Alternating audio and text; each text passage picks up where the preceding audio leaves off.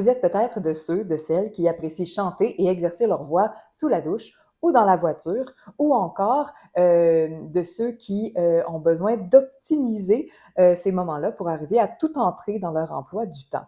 Si vous n'avez pas de lieu à vous pour pratiquer, peut-être que ces endroits-là sont des refuges nécessaires pour vous sentir à l'aise d'explorer votre voix. Est-ce que ces moments de pratique comptent? Est-ce qu'ils sont bénéfiques? Est-ce qu'ils sont suffisants? Regardons cela ensemble. D'emblée, je vous dis que j'ai la ferme conviction que tout entraînement compte. Tant que je reste conscient de ce que je fais, tant que j'ai un objectif sur lequel porter mon attention et tant que mes sensations restent au cœur de mon travail. Et ça se peut. C'est possible dès que je le décide, dès que je le choisis. Donc, la voiture, la douche, aucun souci. Vous pouvez tout à fait en retirer des bénéfices pour votre démarche vocale. Mieux vaut un petit moment bien investi et attentionné de pratique que rien du tout, ça, c'est certain. Je suis d'avis qu'il faut toutefois rester conscient que ce sont des endroits aux propriétés acoustiques particulières. Donc, dans les deux cas, nous sommes entourés de surfaces non poreuses qui n'absorbent pas le son mais le renvoient immédiatement. Donc, que ce soit le verre, la céramique, les vitres, ces matières nous donnent parfois l'impression que la voix porte plus facilement, porte davantage et résonne davantage. C'est pas mauvais, bien sûr, mais ça peut devenir un piège si ce sont mes seuls et uniques contextes d'entraînement vocal sur une longue période, surtout si j'aspire à chanter ailleurs ou si je le fais déjà, si je chante déjà ailleurs. Je pourrais effectivement me sentir déstabilisée ou déboussolée si je n'obtiens pas ce résultat vocal-là euh, dans des contextes différents. Donc, ma sensation va rester la même, mais ce que mes oreilles perçoivent, elles, va être différent. Ça va changer. Et bon, je ne peux pas traîner ma douche ni l'habitacle vitré de ma voiture avec moi dans tous les contextes sur scène. Bon, vous pourriez créer le concept et bâtir une démarche artistique autour de ça, mais ça s'importe moins bien dans d'autres projets, par contre. Tout ça sans compter que rechercher consciemment ou non le même résultat vocal, le même type de son dans d'autres contextes pourrait me mener à de la fatigue vocale ou une moins grande solidité ou polyvalence, c'est juste de réflexes spontanés qui viennent de ma réponse au stress, un état de stress, de confusion.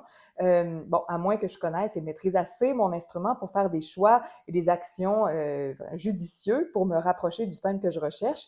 Je n'aurais par contre jamais chanté, même à ça, je n'aurais jamais chanté ma pièce de cette façon, donc ce sera complètement nouveau. Donc, je serai dans un contexte de complète nouveauté dans un autre lieu.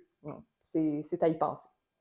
Bref, je prône une diversité de contextes pour la pratique vocale, pas nécessairement de changer là, à chaque semaine ou à chaque jour, mais simplement quand l'occasion se présente. Ne serait-ce que pour vous habituer, pour gagner en souplesse cognitive, si je peux dire, euh, pour percevoir les nuances auditives que peuvent apporter les mêmes actions musculaires et les sensations qui y sont associées. Les résultats qui vont être légèrement différents qu'on va pouvoir percevoir avec nos oreilles externes. Bien sûr, un élément qui amplifie les fréquences aiguës dans la voix va continuer de le faire, peu importe le contexte acoustique d'un lieu. Mais à quel point et de quel point de départ, ça va changer. Ça va varier parce que chaque lieu, de par ses caractéristiques acoustiques, va favoriser ou défavoriser certaines fréquences ou aspects de notre voix. Je fais un petit aparté sur la voiture ici, parce que si c'est pendant la conduite, je vous invite à rester vigilant par rapport à vos ressources attentionnelles. Nous avons vu que pour que ça compte et qu'on en retire des bénéfices, bien, on devait pouvoir être présent à ce que l'on fait, avoir un objectif et pouvoir y porter attention. Si vous êtes plus fatigué, il se peut que l'attention divisée soit plus exigeante ou moins efficace. Il est alors moins recommandé de combiner les activités, vous le comprendrez bien. Euh, Même chose si la concentration a l'effet sur vous, et ça vous le saurez si ça s'applique à vous, de vous intérioriser dans une espèce de bulle imperméable aux stimuli extérieurs. Ce n'est pas vraiment recommandé non plus. Donc, certains éléments vocaux, dépendant de leur degré de familiarité, notamment, vont être plus ou moins difficiles à intégrer de façon sécuritaire dans ce contexte-là. Donc, connaissez-vous bien?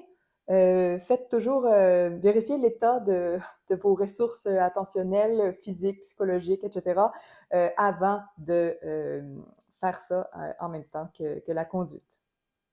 Pour bien comprendre votre voix à fond et en maîtriser les différentes composantes techniques, musicales, affectives, mieux l'enseigner avec tout le soutien nécessaire, venez nous voir au gymvocal.com, c'est vraiment ce que nous faisons de mieux. Nous avons maintenant une version premium et une version élite pour encore plus d'options et de flexibilité. Et d'ailleurs, les pratiques sous la douche et dans la voiture sont acceptées. Au plaisir! Vous trouverez juste en dessous un réchauffement vocal gratuit et un défi 4 jours pour améliorer un passage vocal difficile, gratuit aussi. N'hésitez pas!